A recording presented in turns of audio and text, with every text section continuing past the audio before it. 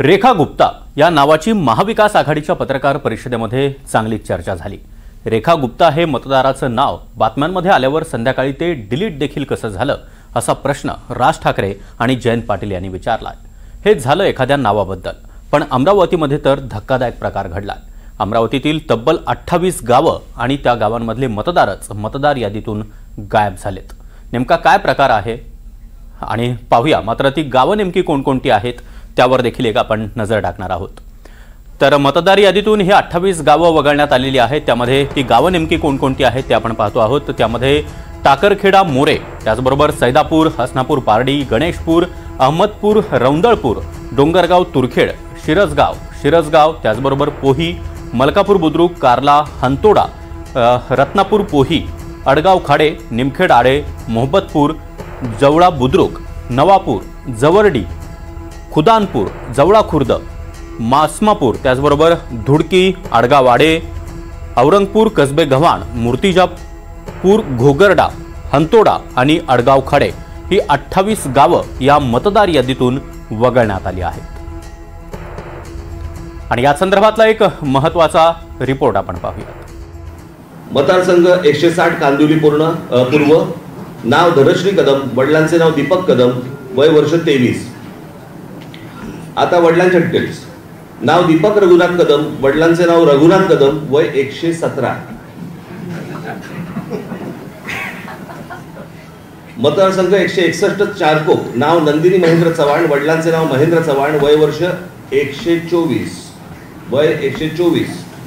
आता वडिलांचे डिटेल्स। नाव महेंद्र कुमार श्रीनाथ चव्हाण, वडिलांचे नाव श्रीनाथ चव्हाण, वय 43।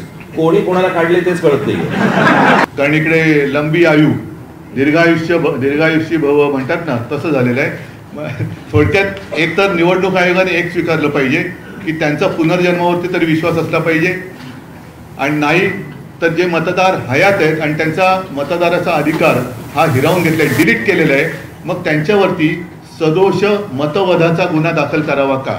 दर तासाला मतदार यादी जाहीर होते। किती पुरुषांनी मतदान केलं, किती महिलांनी मतदान केलं, हे दर तासाला जाहीर होतं। विधानसभेला या सिस्टीम पूर्ण मोडण्यात आल्या आणि संध्याकाळी 5 नंतर कुणी किती मतदान केलं हे कधीच जाहीर करण्यात आलं नाही। एकदम दुसऱ्या तिसऱ्या दिवशी फायनल टॅली जाहीर करण्यात आली। हे पारदर्शकतेच्या प्रक्रियेच्या विरोधात आहे।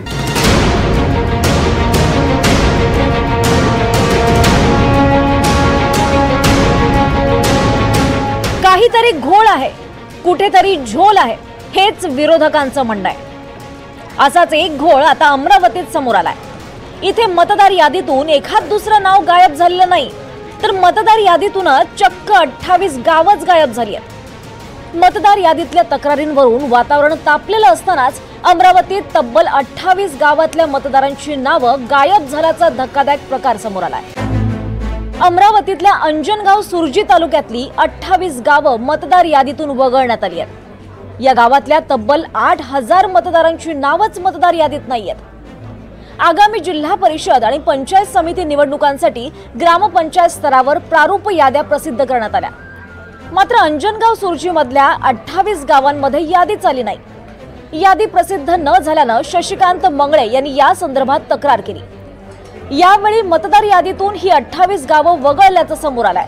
मी जेव्हा मतदार याद्या चालल्या आपल्या तालुक्याच्या, तेव्हा माझ्या असं निदर्शनास आलं की काही गावं या मतदार यादीमधून गायब आहेत। त्यामध्ये विशेषतः सांगायचं झालं तर पांढरी खानमपूर पंचायत समिती गणामध्ये टाकरखेडा मोरे आणि धनेगाव हे गाव गायब आहे।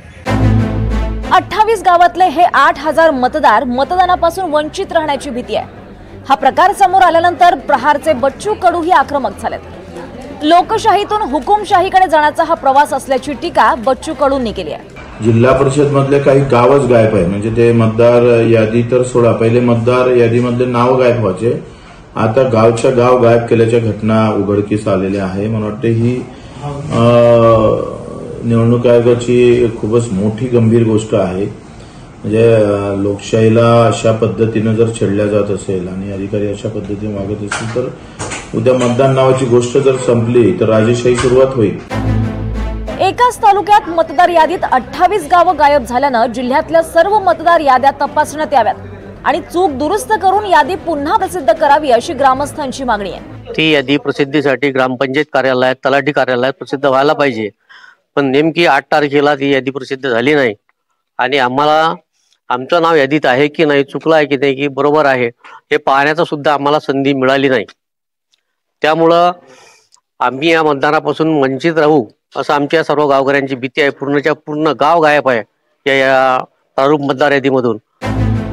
मतदार यादीतून तब्बल 28 गावं का वगळण्यात आली याचा जाब निवडणूक अधिकाऱ्यांनाही विचारण्यात आला। तांत्रिक अडचणीमुळे यादीचा काही भाग अपलोड झाला नाही।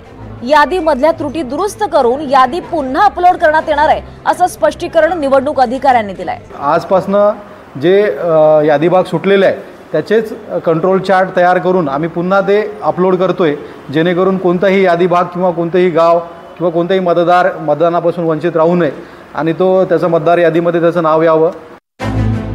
अमरावतीतल्या 28 गावांबाबत तक्रार केल्यानंतर मतदार यादीतून 28 गावं वगळल्याचा हा धक्कादायक प्रकार समोर आलाय।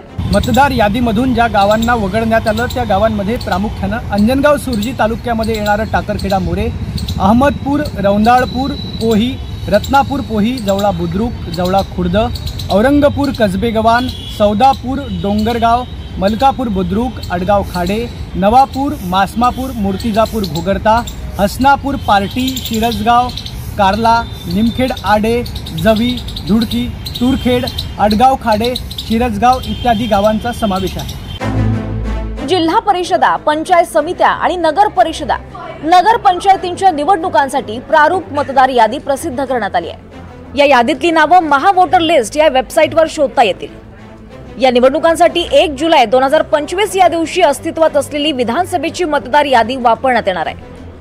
वेळीच वेबसाईटवर जाऊन आपल्या नावाची खात्री करून घ्या।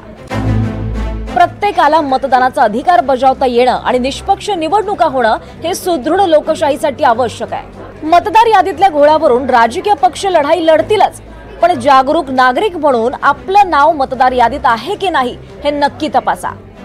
शुभम बायस्कार, NDTV मराठी, अमरावती।